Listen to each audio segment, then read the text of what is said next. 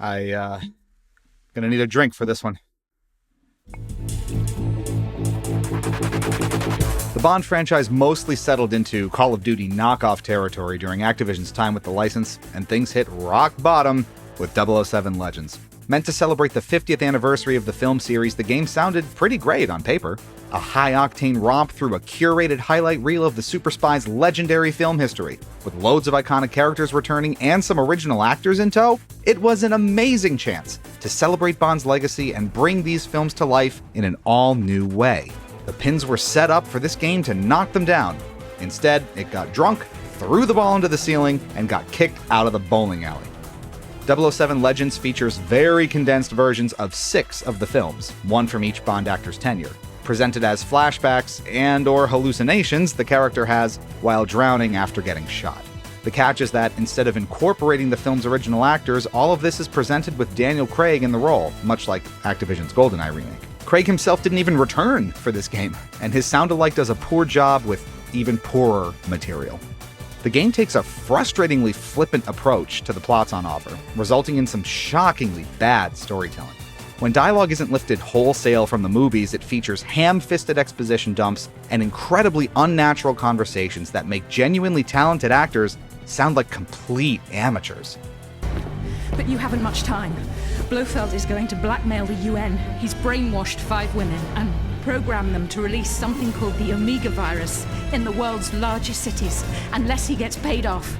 Because it obsesses over moving you forward at breakneck pace, no character or plot element gets any meaningful development, so every attempt to recreate an iconic or emotional moment from the films falls flat. An important context for following along is very hard to come by.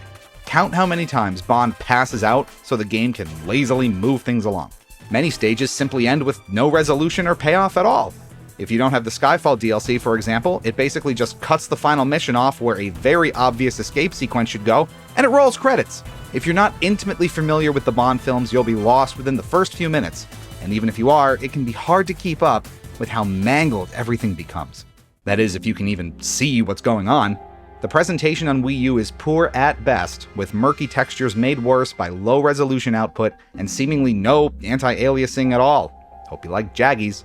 We don't normally call out things like frame rate issues, but the performance here is unacceptable. Bad at a level you rarely see from big-name releases like this. The game seems to target 60 frames per second, but it generally sits well below 30 unless you're staring directly at a wall with nothing else going on.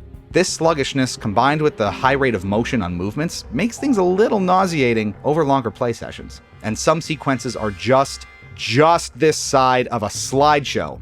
It's almost impressive. So if the story doesn't work and the visuals are subpar, the only potential draw left is the gameplay, which is not a draw because it is awful. At first, it's far too hard. For some reason, this game's dead zoning on the gamepad analog sticks is really sloppy, so aim acceleration is not in the conversation, and precision is almost impossible, no matter how much you fiddle with the very limited settings. Once you figure out that the optional aim assist can automatically lock onto targets, even from very far away, you'll come to rely on it almost exclusively and dread those moments where you need to manually aim. Hit detection is inconsistent, and oddities crop up too frequently. For example, plainclothes enemies can absorb more bullets than supposedly fully armored ones, but only sometimes? There's a variety of weapon and character upgrades available, but never once are you challenged or motivated enough to want or need to seek them out. The reason for this, at least in part, is because there's no depth to the gunplay whatsoever. On normal difficulty, enemies do so little damage that they pose next to no threat unless you're standing right next to them. In many cases, you can run right through a room and ignore everyone with little to no consequence, which is often preferable to slogging through another mindless shootout.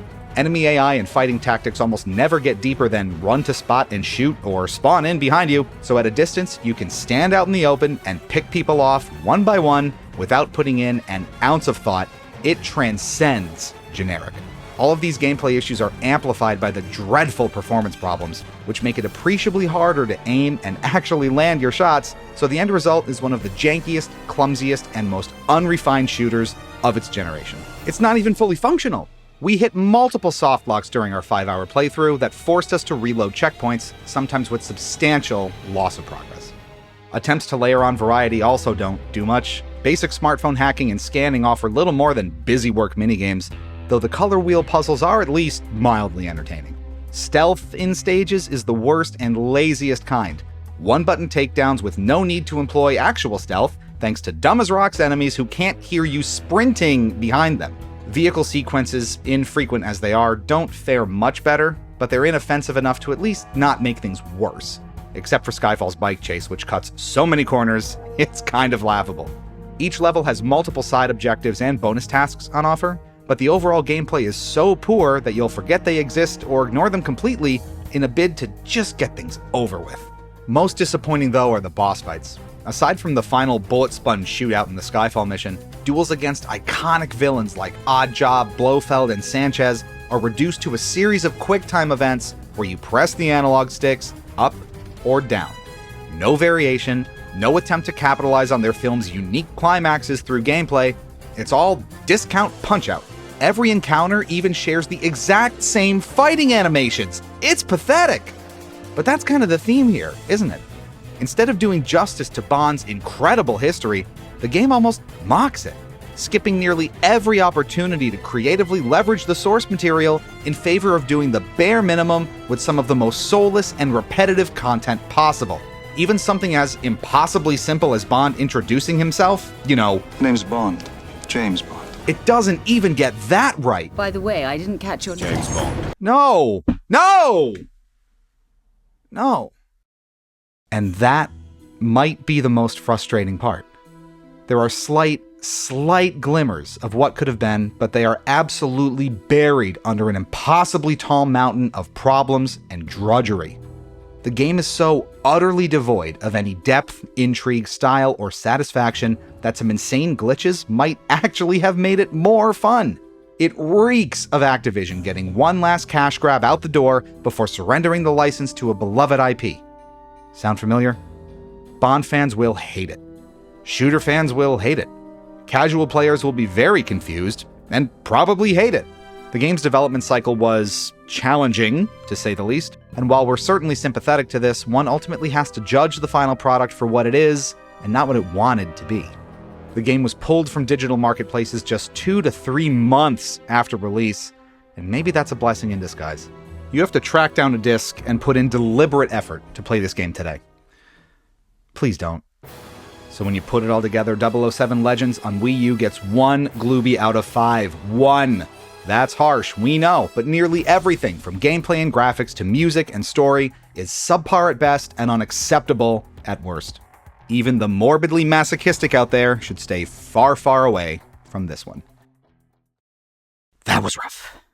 Thanks so much for watching. Stay fresh, cheese bags. We'll catch you back here real soon.